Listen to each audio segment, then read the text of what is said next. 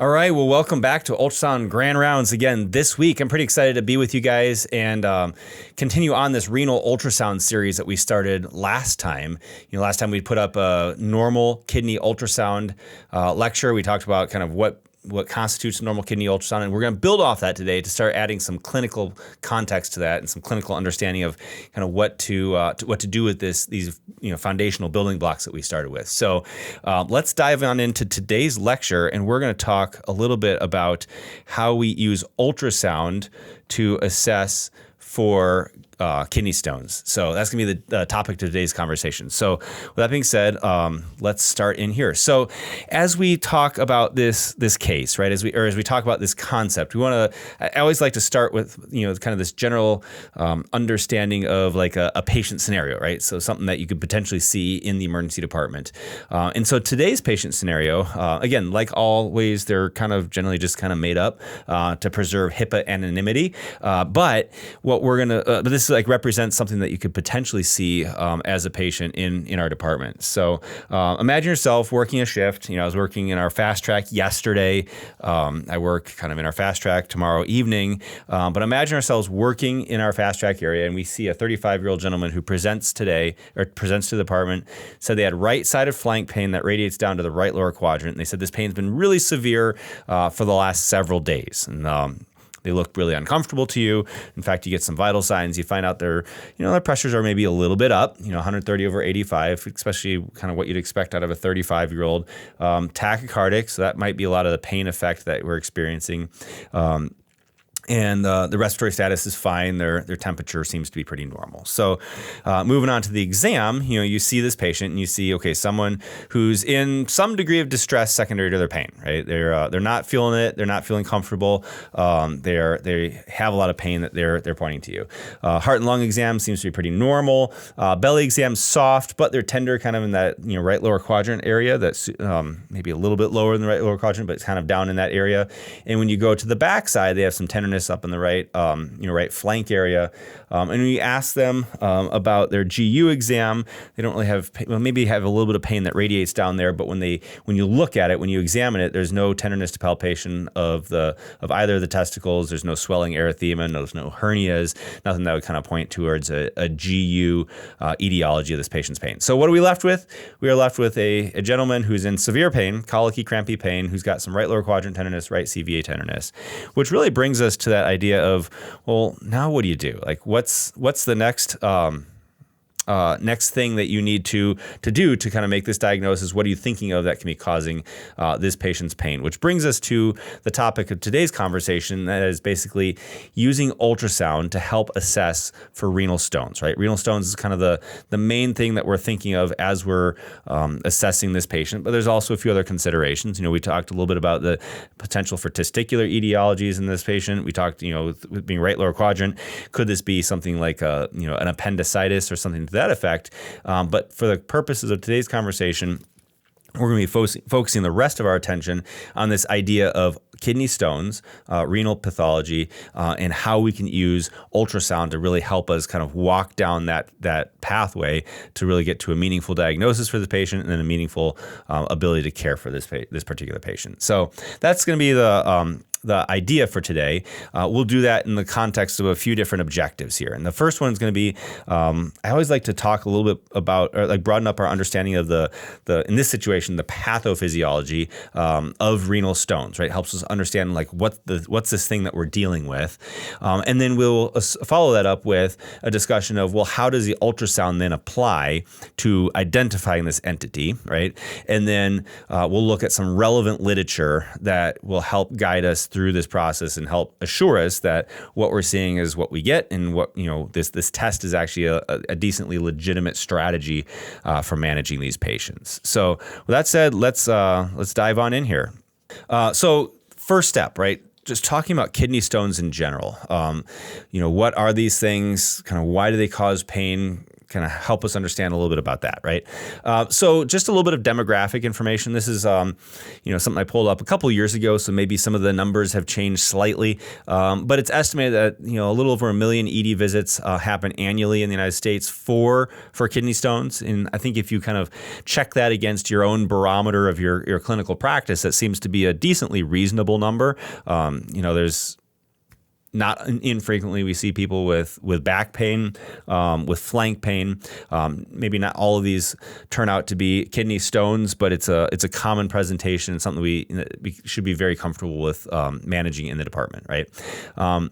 In general, there's a lifetime prevalence that slightly favors men. About 12% of men will develop kidney stones, and about 7% of women will at one point develop kidney stones. And it seems to be kind of peaking in this midlife range, right? This 20 to 50 range. Now that's kind of broad because there's,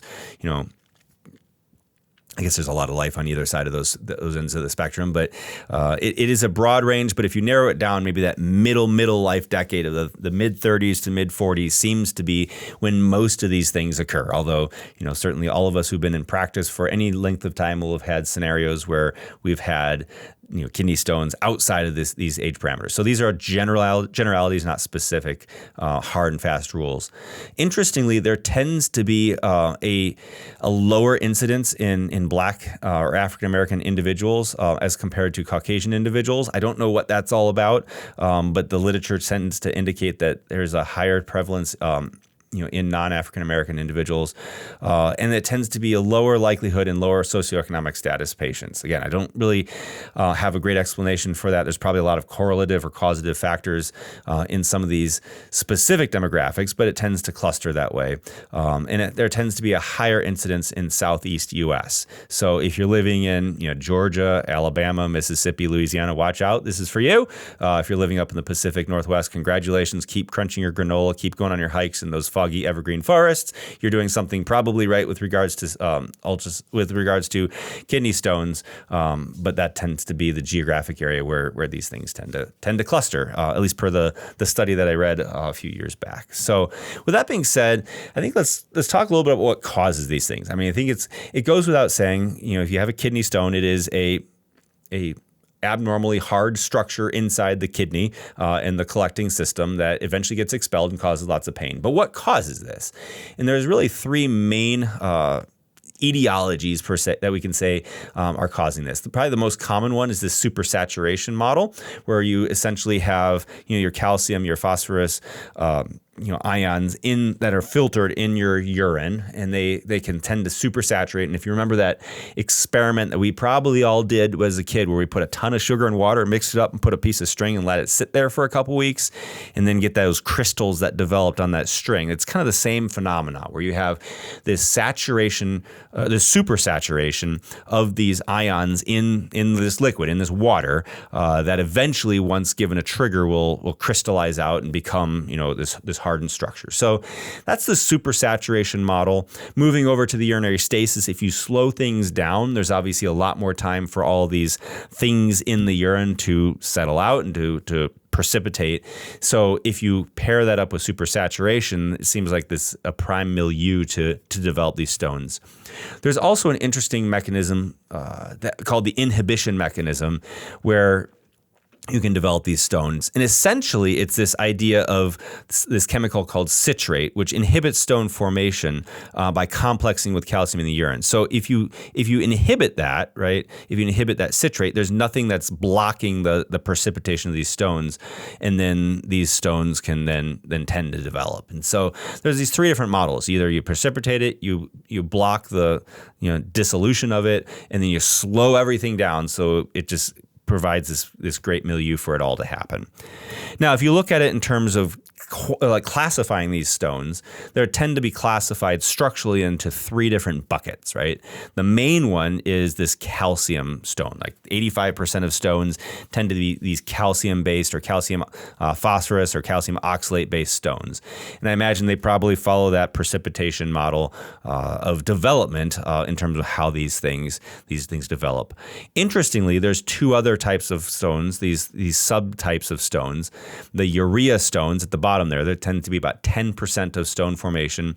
And these tend to cluster in patients with gout, right? Because they have problems dealing with the purines and the urea. And so basically you get too much of this uric acid building up, and that crystallizes much like it does in a joint. It can crystallize in your kidney, form these stones, and cause these things that, then cause quite, excruciating pain. And the Struvite one, I think, is really interesting, at least if you look at it from a physiologic perspective and so an academic perspective. These are the ones that are caused by urea splitting bacteria. So if you think about it, the patients have UTIs, and the UTIs are either colonized with either Proteus or Klebsiella or Providencia or Corynebacterium or some of these other urea splitting bacteria. And what happens is they split the urea into ammonia, right? And the ammonia then alkalizes the urine, and it creates this environment that really promotes the formation and the precipitation of these stones. Now, interestingly, and I don't know if I could say this across the board as, this is where they all develop, but you tend to have in the Struvite style stones, they tend to be these large staghorn style calculi that live in the renal pelvis as, part of the characterization of these stones. I imagine there's probably smaller ones that do transit, but the ones when you see them in transit, as we're scanning either on the CT scan or with our ultrasound that we're going to look at today, they tend to be predominantly these calcium-based stones. What does this mean for us as a sonographer? I don't know, probably not much other than its interesting kind of background physiology. That being said, the calcium stones should do what we expect calcium to do, and that is but have that highly reflective interface that we'd expect to see on a bone, and then potentially shadowing if the thing's large enough. So there's some correlates that you can pull off of that from other things that we've seen in ultrasound. Now, what's the natural course of these stones? If we did nothing, right? If we kind of did medicine back before we knew about all these things, what would happen? Well, you get some form of obstruction, right? The stone, it develops in the kidney. It releases from wherever it develops from in the renal pelvis area, and it travels into the collecting system. Wherever that gets lodged, wherever that gets stuck, is going to create some form of obstruction. That obstruction causes pain. And there's a couple different mechanisms that I've heard bantered around with regards to why this pain happens.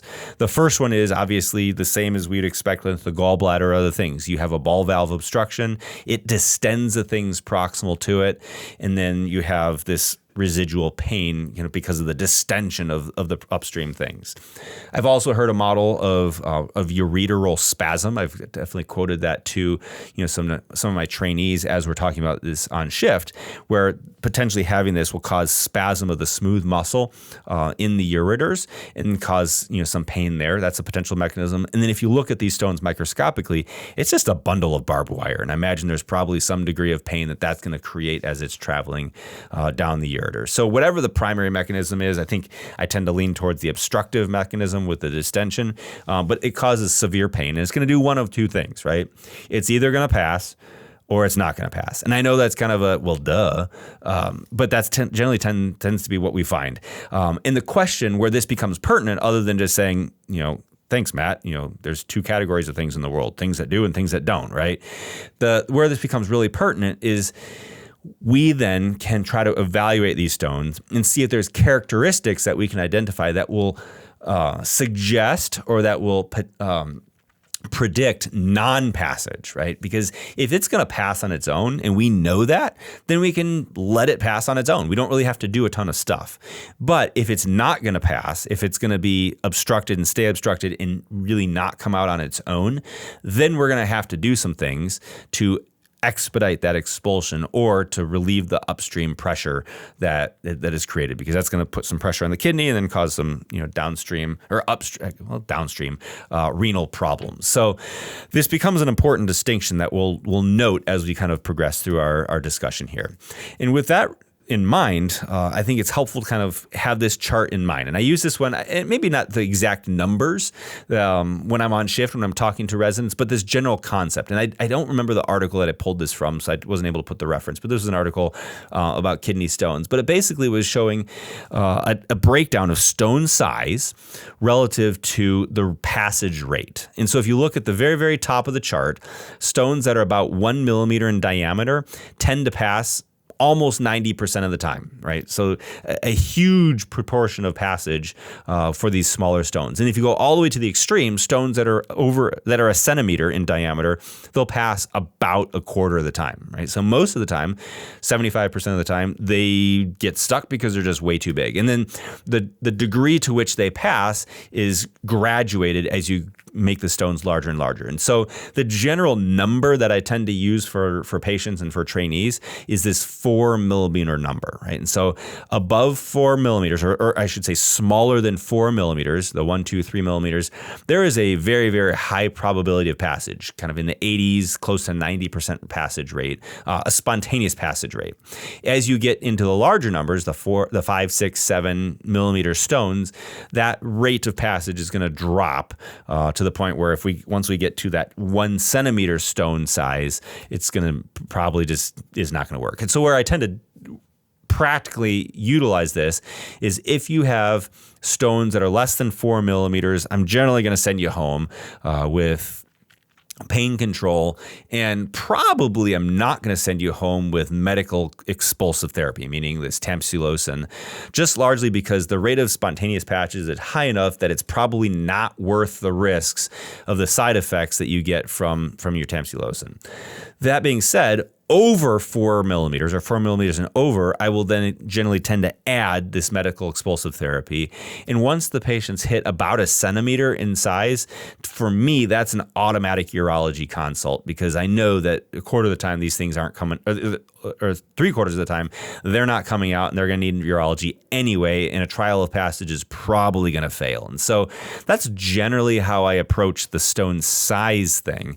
But then the next question comes, well, how do we get there? And so that's what we're going to talk about a little bit later. Before we get to that, though, I think it's important to note that there are generally 3 places where stones get hung up in the collecting system.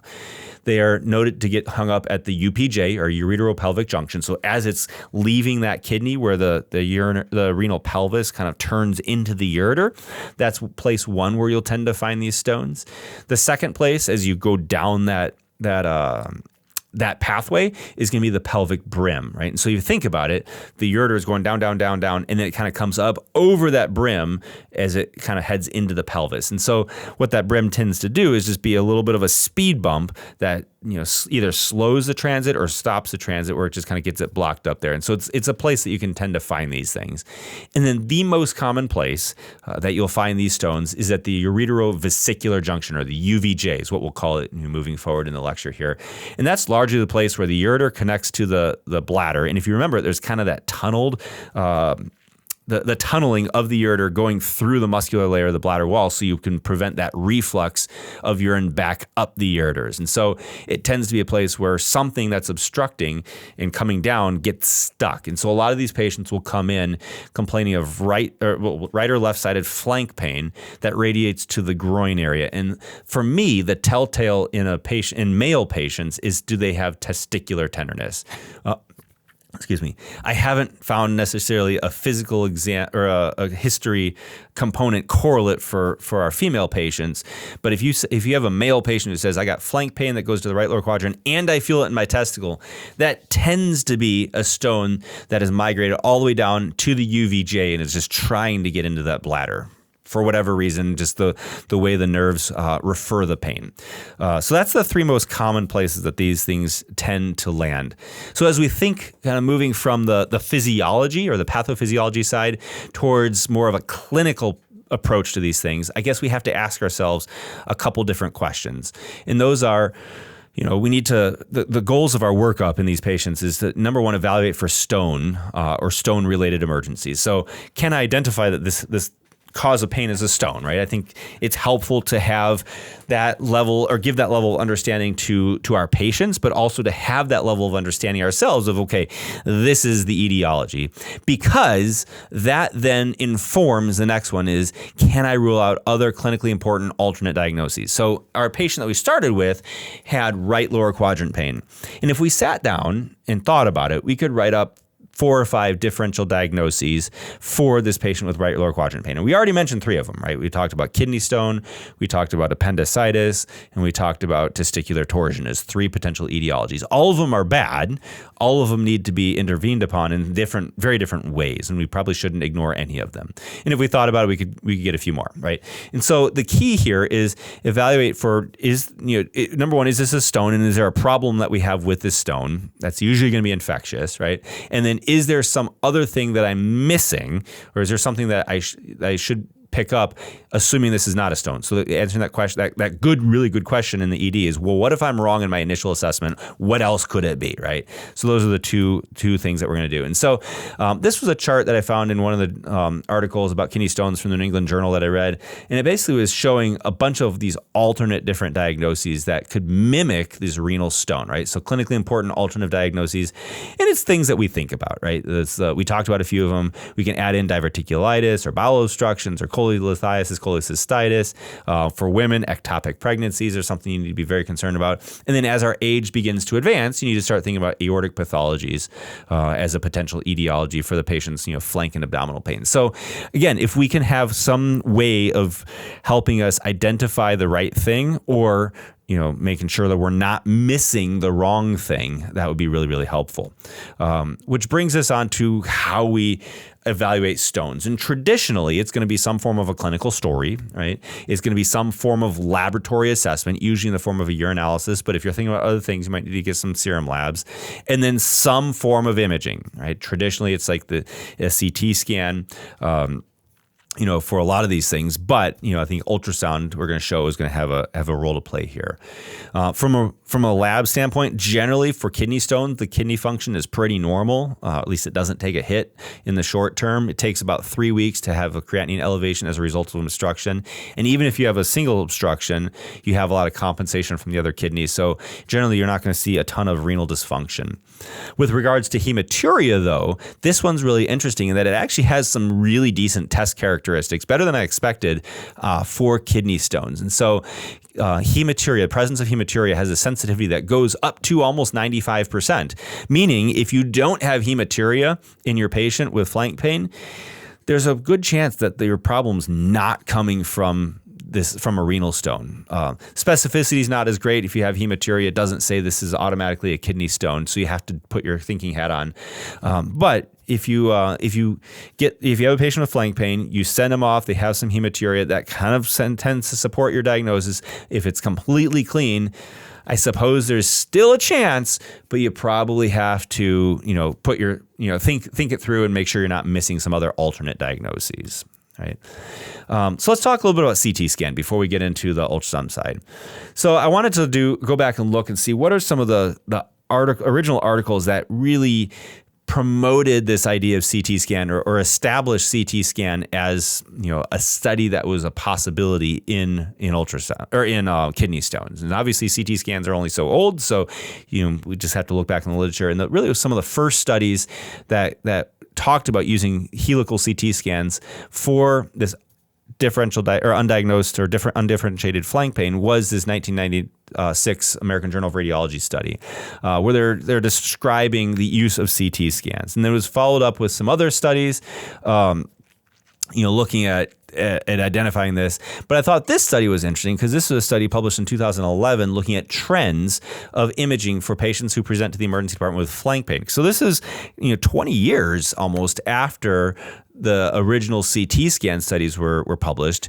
And so there was a development of practice patterns that involve CT scanning for these patients. So flank pain, boom, CT, boom, there's your stone, have a nice day, right? So how do these trends play out over time? And so this study basically showed that when you compared the rate of stone formation with the rate of CT scanning, there was a huge divergence between increased amount of CTs.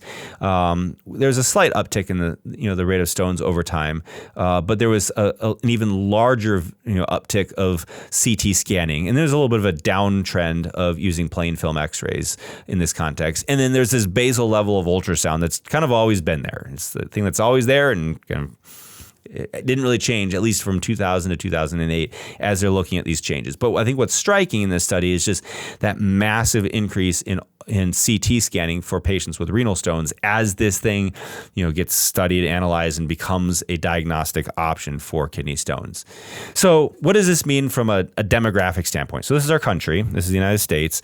And I updated this as of last night.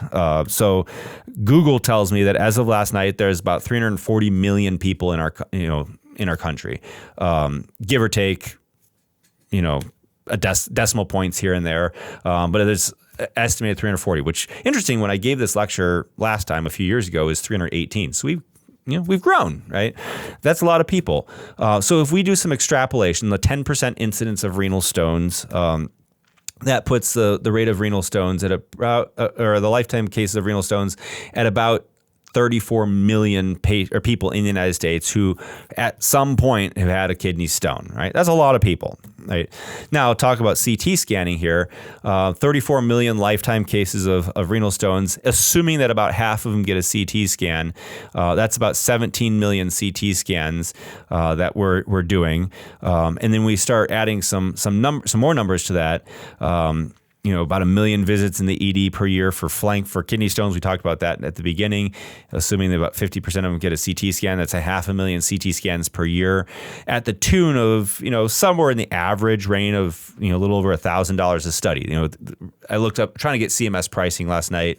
It's hard to get an exact number, but the ranges range from like $600 to $1,800 for a CT scan.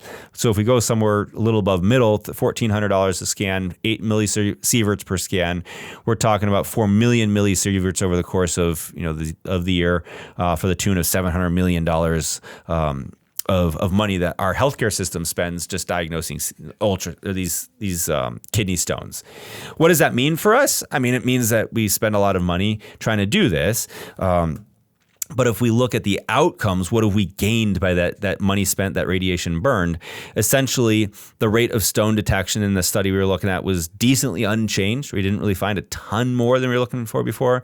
And the rate of hospital admissions is reasonably unchanged. And the rate of identifying reasonably or clinically important alternative diagnoses was decently unchanged. And so I guess that begs the question is, are we providing value to the healthcare system, to our patients when we just say, oh, flank pain, check a box, let's get a CT scan and go from there.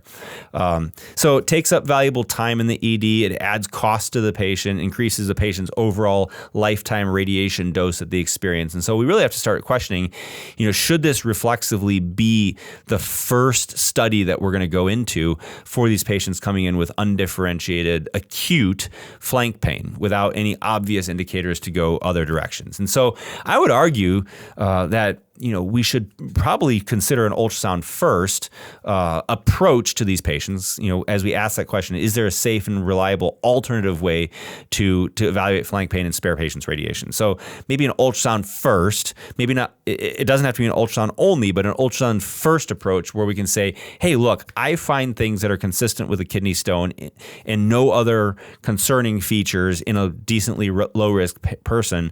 Let's manage the kidney stone first and then kind of bring you back for either follow-up or if I need to get a further follow-on study, we can do that. So anyway, that's going to be the big picture argumentation.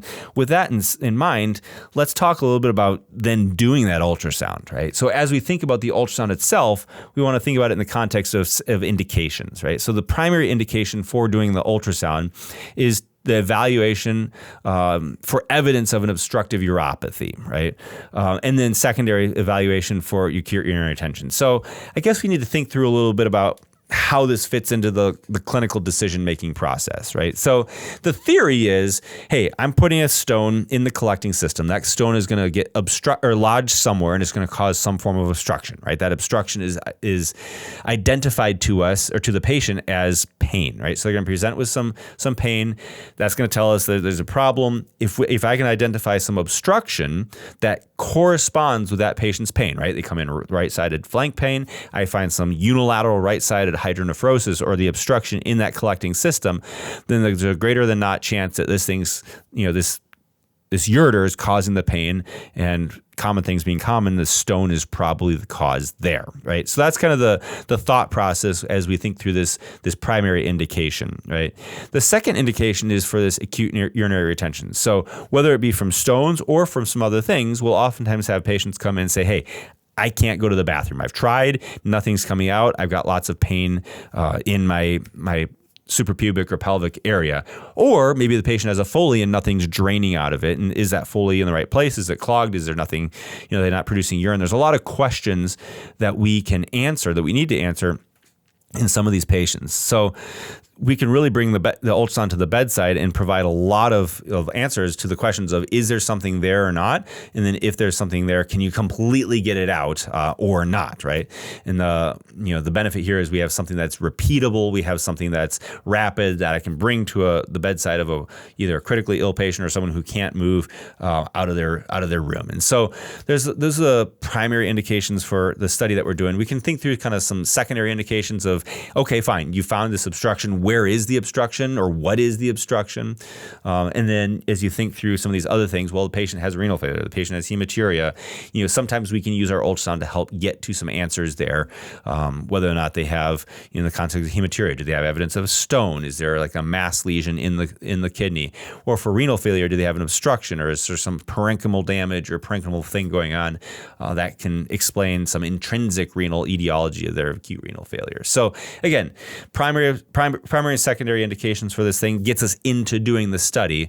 Now, how do we do it? Well, like we talked about last week, we're going to use the curvilinear frequency because it's low frequency. It penetrates into the body. We're going to lay the patient either supine or on their side. And oftentimes using harmonic imaging can cut through some of the artifacts and really give us a better view of that kidney as we're scanning through it. If you want to know more specifics about how to scan, I would refer you back to last week's video, which is up on the YouTube channel. From a sonographic appearance standpoint, again, this is review from last week. These are retroperitoneal structures. They tend to have that inverted C shape, tend to be about 11 centimeters long or so, kind of oblique, or slightly oblique to the axis of the external body, and it has that darker cortex and that brighter inner renal pelvis area. Again, if you want more information, go back to last week's video and watch that, we talked a little bit about that in more depth.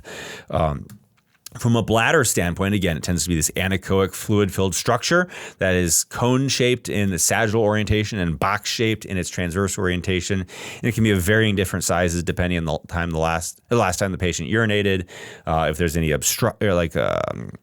urinary retention or anything to that effect. So that's the general things that we're looking for. Now, with regards to stones, because that's the topic of that we're wanting to focus in on today, there are 4 features that I want to talk about over the course of the next 15, 20 minutes or so that help us identify this patient as having renal stones as the cause of their flank pain. Right? And those features are going to be these: hydronephrosis, visualizing the stone itself, right? Looking at twinkling artifact, and then finding urinary jets. And so usually in the context of one, if not 2 or more of these, you can come to some reasonable assurance that this patient has a kidney stone as the cause of their pain. So let's dive on into this. So the first one is hydronephrosis, right? And basically hydronephrosis, as defined, is swelling of the urinary collecting system, so the renal pelvis, the ureter, that results from some degree of obstruction. Right? Now, this can happen anywhere along the path of the ureter. Right? It can happen proximally, it can happen distally, happen somewhere in the middle of it. And you have to use your clinical reasoning, your deductive reasoning, to really decide what is the cause of the obstruction. Right? We talk about this in the context of OB. You have a very gravid woman who has a very large uterus. That can cause some extrinsic compression of the ureters, and you can have a little bit of hydronephrosis just from being pregnant. Right? If you put a stone in one of them, you can have unilateral hydronephrosis from that stone. Years ago, I had a case where a woman had a cyst on her ovary, right? And that caused some compression of the ureter as the ureter traveled by it. And there was a mild degree of hydronephrosis upstream from that cyst that was developing from the ovary. So you can use your clinical skills to say, is this unilateral? Is it bilateral? If it's unilateral, it's above the bladder. If it's bilateral, it's bladder or below, and then start searching for the cause there, right? And so again, going back to the normal kidney, right? This is going to be what you normally see. You see that dark renal cortex and then that bright renal pelvis, and the collecting system is generally collapsed on our ultrasound just because it's not a storage reservoir, it's a throughput system, right? So the urine that collects in there travels out and goes down to the bladder where you're going to see it collect, right? However, if we start blocking that up, you're going to start adding this anechoic or echopore space in that urinary collecting system. And so in this image, we see a patient with mild hydronephrosis, and you can see that development of fluid that stays in that collecting system in this sagittally oriented kidney. Now, as you can imagine, there are varying degrees of hydronephrosis. And so if you can have a small amount, as we see on the left, and then you can have a very, very large amount that we see on the right. And then in the middle is this moderate. And there's not a lot of hard and fast, like quantitative numbers that you put on grading this thing.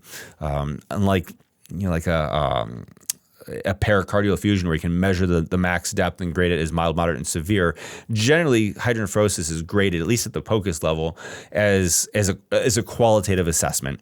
However, the way I tend to look at it is if I'm struggling to decide if it's there or not, and I decide that it's there, that's for me the definition of mild. So you'll have a little bit of swelling of that proximal renal collecting system.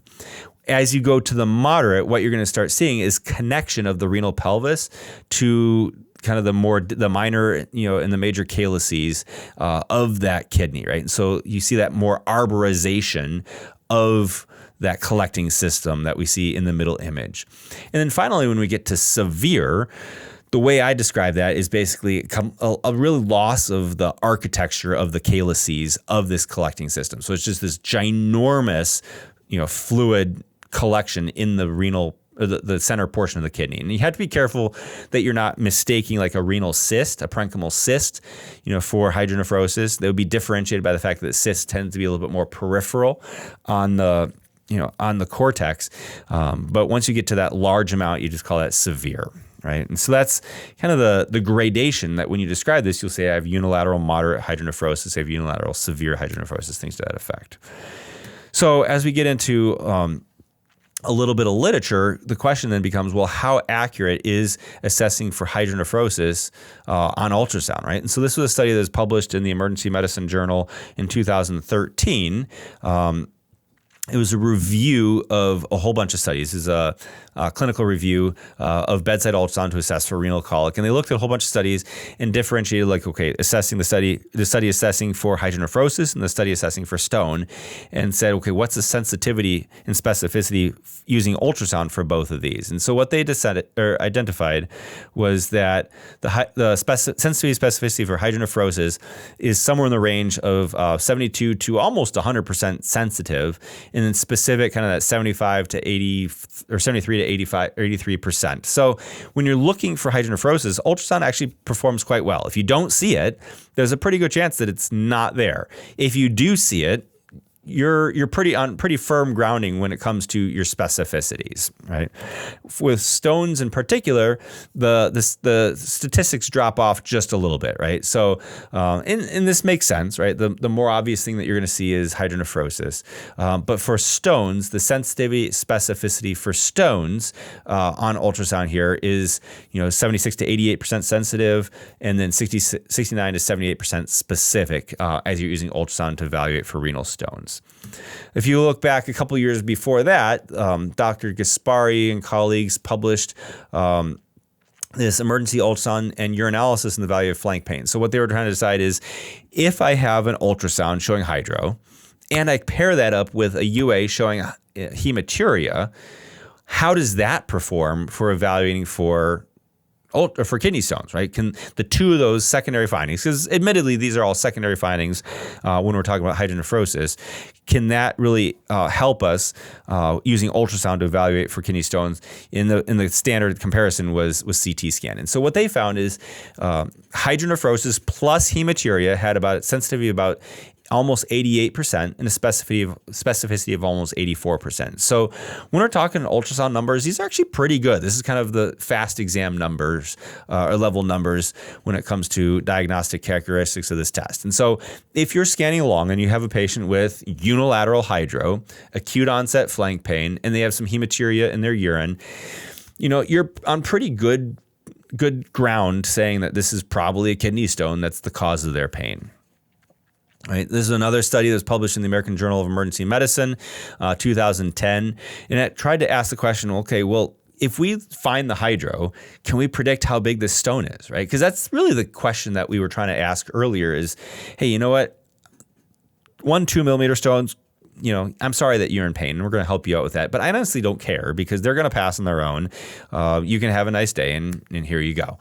Versus stones that are 6, 7, 8 millimeters, I do care about those because they're probably not going to come out, and I'm probably going to need to get my urology colleagues involved at some point for this patient. And so does the degree of hydronephrosis help us in making that determination? So that's what they were trying to do in this study. And they basically showed that there was a trend of stones less than 5 millimeters tended to have smaller amount of hydro, and stones over 5 millimeters tend to have a larger amount of hydro. So what they did is basically said, they CT'd them to get kind of the gold standard, and then looked back and said, okay, if you had no or mild hydro, we're going to put you in one bucket. If you had moderate or severe hydro, we're going to put you in another bucket, and see what's the probability that you had a greater than 5 millimeter stone in these two different buckets. And so you're a lot less likely in this study to have a stone greater than 5 millimeters in the no or mild hydro category than if you were in the moderate or severe hydro category. And so they showed, again, the sensitivity of hydronephrosis was 78%. But what was interesting is they said, okay, let's take stones greater than 6 millimeters and look at those. And in this study, they basically showed, I switched studies. So this study, Western Journal of Emergency Medicine, 2014, they were basically looking to say, what is my size characteristics here. And what they found was interesting in this study was if your stone was greater than 6 millimeters, the sensitivity of your ultrasound was about 90%. And so I guess what I take away from this one is, it's a retrospective review, it's ultrasound compared to CT scan, but if you have, this hydro, right, that you detect, and you have a stone greater than 6 millimeters, your scan's really, really pretty good. So when you have a really large stone, the probability that your scan's going to perform is, goes up there.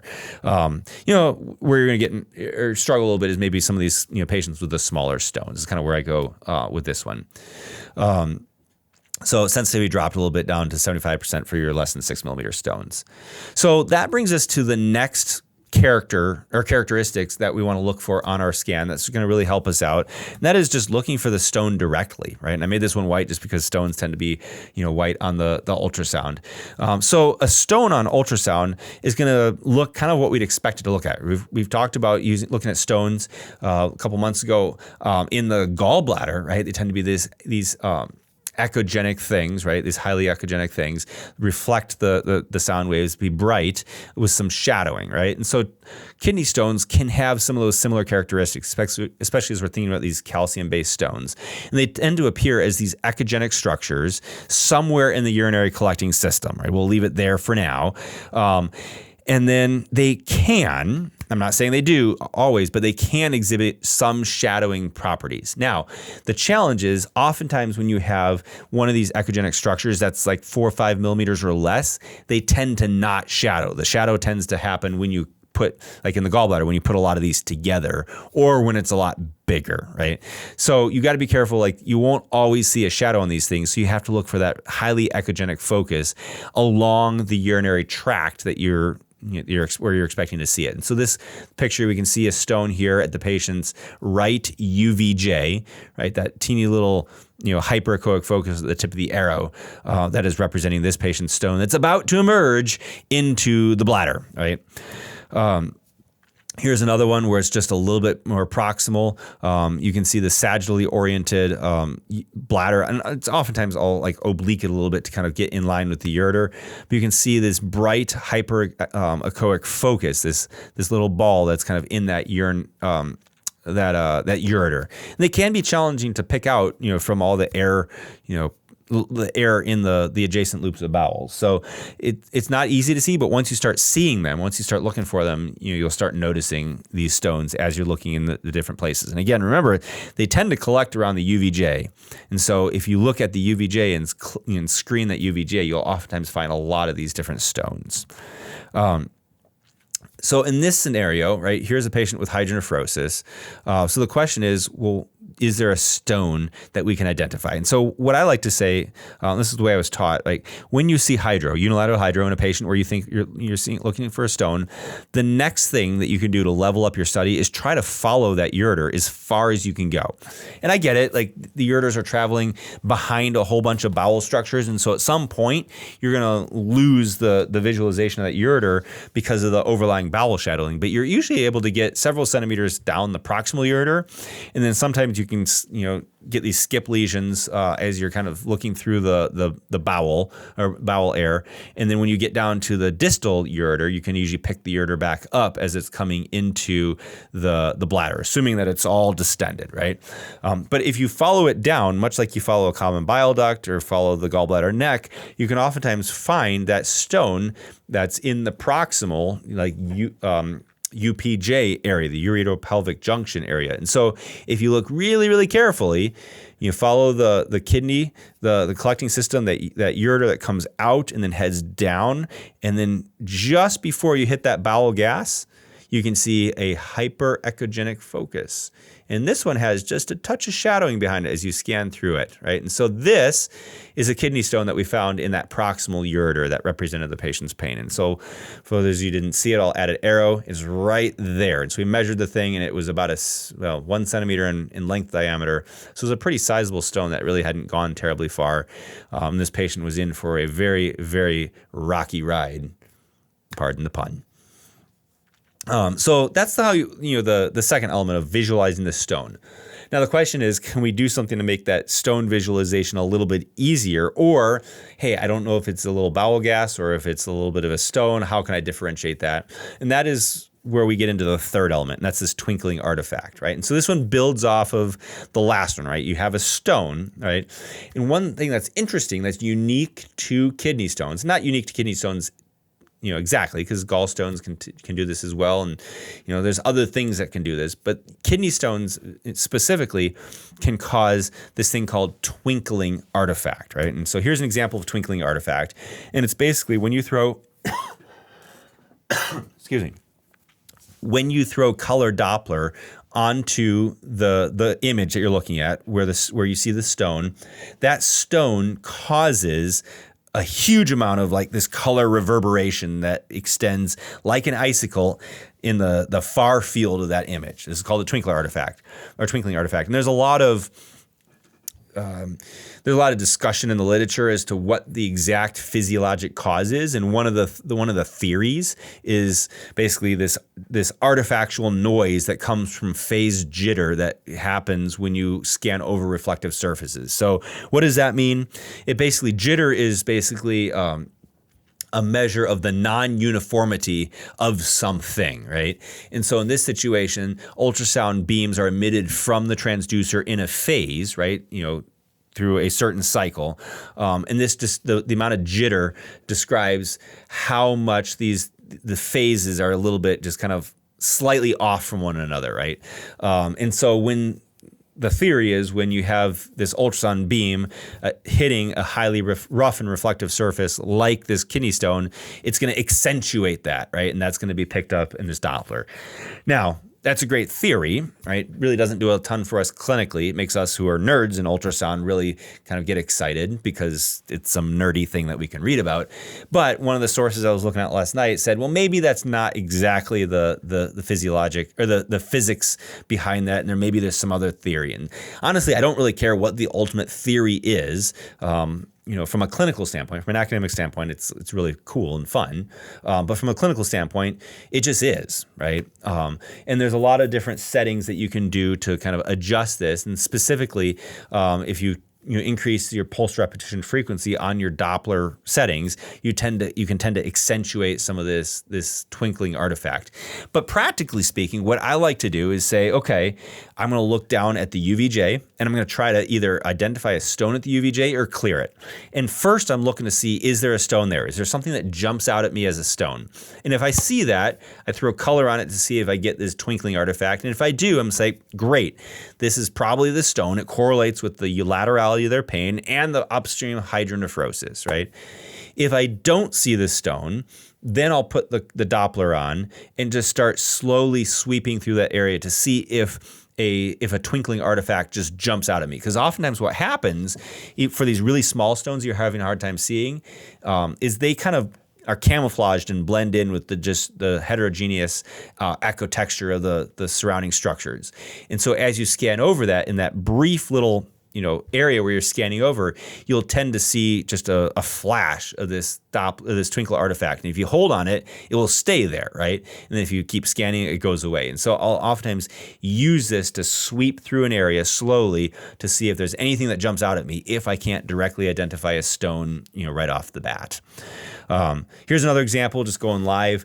You can see some of the vasculature in the near field, but down in the far field, it's this icicle of very, very color variegated Doppler signals. And this is, differentiated from a blood vessel largely because of that aliasing effect, right? That variegated, it goes, blue to red to blue to red to blue to red to yellow to orange to blue to red, with no perceivable pulsatile pattern. That does not mimic the vascular appearance, above, where you can see kind of these pulses of blue and pulses of red that would suggest, a certain directionality of flow. This is the artifactual flow that we can see in this particular image. So that's twinkling artifact. There's an interesting study that showed, the effects of twinkling artifact and how that impacts our sensitivity, specificity. So if you see,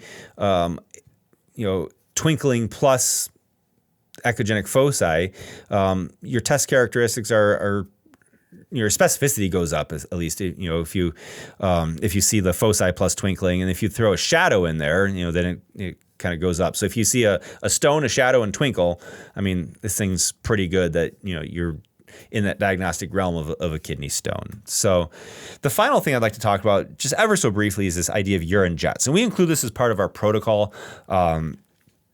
Look for patency of the ureter, but when it comes down to actually finding a stone, it may not provide a ton of additional diagnostic utility. But we like to add it on. It's basically, if you look at the upper area of the trigone where the ureters dump into the bladder, at that UVJ area, and throw color on there and hold, eventually you'll have urine dump into the bladder, right? You'll see this jet or this plume that emerges from that inner aspect of the UVJ, right? And so where this is helpful is to diagnose patency of the ureter, right? So you have flank pain, right? Unilateral flank pain, maybe let's say pain on the right, since that's the scenario we started with today. And then we want to look on that right side to see if we get a urinary jet. And if you have a jet, then you know that you have an incomplete obstruction, or you're getting some flow past whatever kidney stone is upstream. And so I think it's helpful just to document patency. It gives you an extra level of comfort when it comes time to go home, that you aren't completely obstructed and that things aren't going to automatically get worse. But it doesn't necessarily define or find that stone, because to use this to say that there is an obstruction, you have to hold for a very, very long period of time, much longer than the attention span of your average emergency physician. So anyway, it's the fourth element that I mentioned just for completeness sake, but we'll move on from there. So going back to our goals of workup, right? So we wanted to evaluate for the presence of the stone. We wanted to evaluate for stone-related emergencies, and then rule out clinically important alternate diagnoses. And so what we were able to show today, hopefully, is that when you pair up this combination of a good story, right? So it all starts with, you have to have a good story, plus this finding of hydronephrosis, plus seeing a stone, plus adding some twinkle artifact onto that. All that is very, very suggestive of a kidney stone, and really gives you a lot of confidence that you are headed down the right scenario, right pathway for this patient, right? With regards to stone-related emergencies, the main two emergencies for stones are non-passage and infection. So I can't help you with the infection one. You got to get the UA on that one. But we showed, using this table, that really if you if you find the stone, right, you can really identify the rate of passage based on the stone size. And if you don't, right, if you have large hydro, there's a chance that there's a bigger stone, that may struggle passing versus a mild hydro. You're probably going to have a smaller stone. But again, there's no correlate per se that this size hydro equals this size stone, but it can give you kind of more of a gestalt that you can help kind of add to your whole clinical picture, right? And then the final one is, can I rule out clinically important alternative diagnoses? And I look at this one kind of the same way I look at ectopic pregnancies. For me, I rule out ectopic pregnancies by finding the baby, right? Finding the intrauterine pregnancy. And then looking to see if there's any secondary findings that would suggest, some the presence of an IUP or a pregnancy outside of the uterus, right? And so, but the key is finding that baby. And so here, the key is finding that renal stone, right? And if I find the stone, and the story is good, and the patient doesn't have other risk factors for other things, I'm generally say, okay, let's treat your pain, let's follow you up to make sure this thing passes. And the question then becomes like, is this a reasonably viable and evidence-based approach, or am I just completely ignoring the probability that they have a concomitant appendicitis with kidney stone? And so this was the kind of the key study for all you ultrasound people who are in training. This is the study that everything's going to point back to that was done in the New England Journal. I think it was around 2014. Is a large number of different authors from multiple different institutions looking at ultrasound versus CT for suspected kidney stones. And basically the conclusion that they came to, going back here, good, is that when you identify these things, right? The presence of a CT scan really didn't add to the identification of serious adverse events. In fact, I'll just read the conclusion here. When initial ultrasonography was associated with lower cumulative radiation exposure, makes sense, than initial CT strategy, but without significant differences in high-risk diagnoses or complications, serious adverse events, pain scores, return ED visits, or hospitalizations. So when you go with this ultrasound first approach and you find the stone, right, and then you can potentially obviate the need for doing a CT scan. And studies like this suggest that if that's your strategy, you're not really missing a ton, right? And so as we go back to that study where we're talking about the rise in CT scanning compared to the rise in the rate of ultrasound detection or stone detection, and the fact that it didn't translate into more hospitalizations and things like that, I think if you do an ultrasound first, a good ultrasound first, where you find typical features in a typical story, that really puts you on firm ground to clinically then manage the patient thereafter. And that's the way I tend to do things. For me, if I find any diagnostic hesitancy or uncertainty or features on my scan that don't fit or I can't explain, then that's the time to add in CT scan. And then the one other caveat for me is as my patient gets older, right, I'll tend to gravitate more towards CT scan with the thought that I'm going to probably be finding some more concerning findings in an older age population. So if you come into me at the age of 20 with a sudden onset flank pain and you got corresponding hydro and I see the stone, I think we're done. If you come to me at 75 with right-sided pain, I may be more likely to CTU in that category. And so I'll do some clinical grading of that scenario as I'm thinking through those processes. So I hope that was helpful. I think a few take-home points. Ultrasound can be used as the initial evaluation tool, right? It should be added to our armamentarium. And kind of going down to this graphic, one of the mottos or catchphrases for the American Institute of Ultrasound and Medicine, which is where this comes from, is basically thinking ultrasound first, right? As a safe, effective, and affordable imaging modality that can either give us our answer or kind of push us towards that next level of imaging. So do your ultrasound first. If there's high-risk features, either in the patient's story, in your imaging, then consider the CT scan. And then greater degree of hydronephrosis should prompt more involvement from more people, specifically urology folks. So with that being said, I'll open up to questions. If anyone has any questions regarding this or anything else, I'll take those now. All right, let's wrap things up here because we got other things to do today. But thank you guys for joining us for Ultrasound Grand Rounds today. It was it's always fun to present this stuff and then to publish it and kind of get people's responses. If you missed anything today, want to go back to it, or if you want to go back to see the previous lectures, hit up the YouTube channel, MetroHealth Emergency Ultrasound. While you're there, hit that subscribe button, the notification bell, so that you can get it in your feed when you open up YouTube, but also so that you can be notified every time we drop a video like this one, when this one drops today. For the rest of you guys, thanks so much for joining, either in the live forum or in the YouTube channel forum. It's always fun to get your feedback, your comments, to kind of read what you guys are thinking. Keep sending those our way. And we'll see you guys in a couple weeks for our next lecture. Dr. Werner is going to be giving us a lecture on ocular ultrasound in 2 weeks.